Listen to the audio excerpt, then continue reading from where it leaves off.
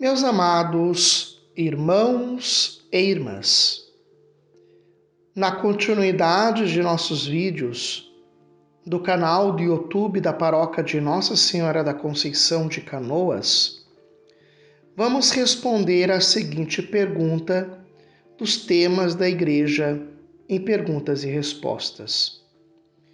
Qual é o fim último da vida humana? Para responder a esta pergunta, temos que situar o que é felicidade. Felicidade, conforme o filósofo grego Aristóteles, ele diz que a felicidade é o fim de todos os atos humanos. É o sentido e o propósito de vida, o único objetivo e a finalidade da existência humana. A felicidade na visão cristã é o encontro definitivo com a verdade, que é o próprio Deus. No coração do homem foi inscrito um desejo de Deus. Esse desejo encontra sua plenitude na bem-aventurança da vida eterna. É o desejo íntimo de felicidade. Santo Tomás de Aquino diz que só Deus satisfaz, e Santa Teresa de Ávila diz que só Deus basta. Portanto, felicidade é Deus. Na aparição de Nossa Senhora de Fátima, Nossa Senhora disse aos 3 pastorzinhos: te prometo felicidade, mas não na terra, felicidade no céu. A nossa felicidade está nas coisas, não está nas coisas terrenas, mas nas realidades eternas. São Cipriano de Cartago, ele diz: qual não será a tua glória, a tua felicidade? Ser admitido a ver a Deus, ter a honra de participar das alegrias da salvação e da luz eterna na companhia de Cristo, o Senhor teu Deus, desfrutar no reino dos céus, na companhia dos justos e dos amigos de Deus, das alegrias da imortalidade adquirida? Diante da realidade da felicidade eterna, homens e suas ideologias tentaram dar respostas a essa realidade, mas elas são insuficientes para responder à verdadeira aspiração humana pela felicidade. São soluções erradas e equivocadas de responder a isto. Portanto, meus amados, vamos ver alguma delas. Primeiro temos o materialismo, que é a filosofia corrente de pensamento que diz que a matéria é a única realidade última. É o modo mais comum de viver voltado para o gozo das coisas materiais e dos prazeres mundanos. A forma mais comum de materialismo é o materialismo dialético de Engels e o histórico de Marx, que desembocam no comunismo e no marxismo, que vê os processos históricos como consequência do trabalho, como meio econômico de satisfação das necessidades materiais e dos choques entre classes em suas posições em relação a este processo.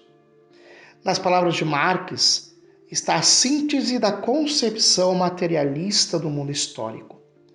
A estrutura econômica da sociedade é a base real sobre a qual se eleva a superestrutura jurídica e política, e a qual correspondem as formas determinadas de consequência social.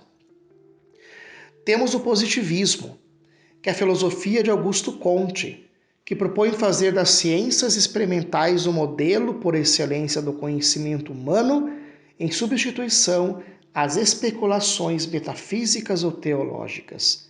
Significa colocar a razão acima da fé. Seria o chamado cientificismo, apenas uma perspectiva empirista das coisas e fatos explicados pelo sensível. Aqui a razão se torna uma deusa, transformada em religião. É importante saber que não há divisão entre fé e razão, assim demonstrada pela carta encíclica Fides et Ratio, do Papa São João Paulo II, onde diz: a fé e a razão constituem como que as duas asas pelas quais o espírito humano se eleva para a contemplação da verdade. Nós temos também o idealismo, que é o termo que surge no século XVII para nomear a teoria das ideias de Platão, e também a concepção gnoseológica de Descartes e Locke, os quais consideravam as ideias objetos diretos da apreensão, como possuídos subjetivamente. É uma filosofia que reduz ao ser, ao pensamento, ao espírito, à consciência, às ideias, considerado estes a base de solução dos problemas filosóficos. O mundo só pode ser conhecido a partir de uma verdade subjetiva, onde o homem é livre e responsável pelo seu destino. Temos como os idealismos mais conhecidos o idealismo crítico, ao qual Kant diz: chama o idealismo transcendental de todos os fenômenos a doutrina, segundo a qual nós os consideramos, sem exceção, como simples representações, não coisas em si.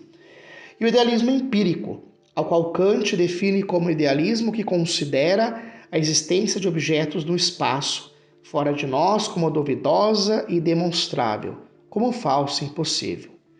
O Papa Emérito Bento XVI, na sua carta encíclica Deus Caritas Est, número 1, vai dizer: no início do ser cristão não há uma decisão ética ou uma grande ideia, mas o encontro com um acontecimento, com uma pessoa que dá a vida ao novo horizonte e, desta forma, o rumo decisivo.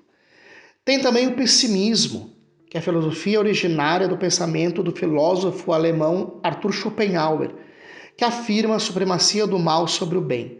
É a tendência de encarar as situações e os acontecimentos somente pelo aspecto negativo.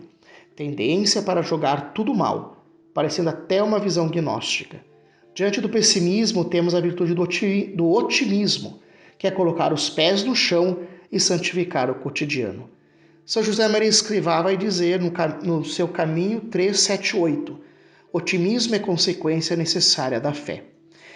E por último temos o existencialismo, que é a filosofia originária do pensamento do filósofo dinamarquês Søren Kierkegaard, que destaca a importância filosófica da existência individual e segundo a qual o homem é livre e responsável por seu destino.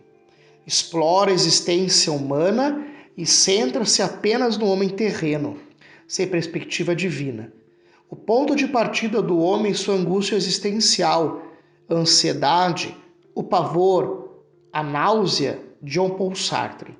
O ponto de partida do homem deve ser a alegria pela busca da felicidade. São Paulo diz: alegrai-vos sempre no Senhor. Eu repito, alegrai-vos. A nossa alegria está no Senhor. Mas, meus amados, não podemos esquecer de acrescentar hoje o ateísmo e o relativismo moral e religioso, grandes perigos para a nossa felicidade eterna. O Papa Emérito Bento XVI falava da ditadura do relativismo, que é a destruição da realidade transcendental e da verdade absoluta, que é Deus. Por isso, meus amados, é hora de firmar nossos passos numa identidade católica que nos conduz à verdadeira felicidade eterna. E assim, no próximo vídeo, vamos tratar da natureza da doutrina social da Igreja. Fiquem com Deus. Em nome do Pai, do Filho e do Espírito Santo. Amém.